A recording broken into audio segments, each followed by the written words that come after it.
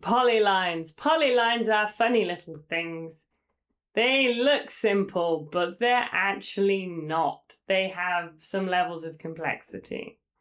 We're going to have a look at how to create polylines, how to work with some of the sub-options, and how to edit a polyline.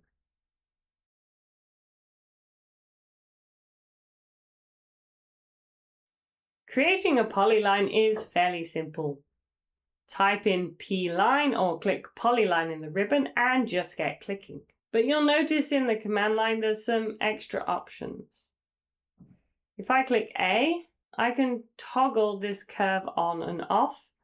And if I hold the Control key, I can switch the direction of the arc. I can also hit L and then it will draw a straight segment again. To close the polyline, I either type in CL or C and it will create a closed polyline. Now there is a difference between a closed polyline and an open polyline, even if the two ends touch. This is not immediately obvious to a beginner and you don't need to worry about it too much right now, but just know that that is possible and it is true.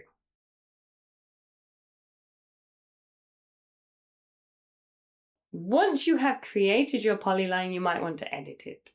It's fairly simple to edit a polyline. If you hover over a grip point, you will get some additional options and you can select from them. You can add vertexes, you can remove them, you can add borders, you can remove them. You can click, drag and reposition. If you like what I do, please like and subscribe. Turn on the notifications, it really helps me out. It also lets you know when the next lessons are becoming available.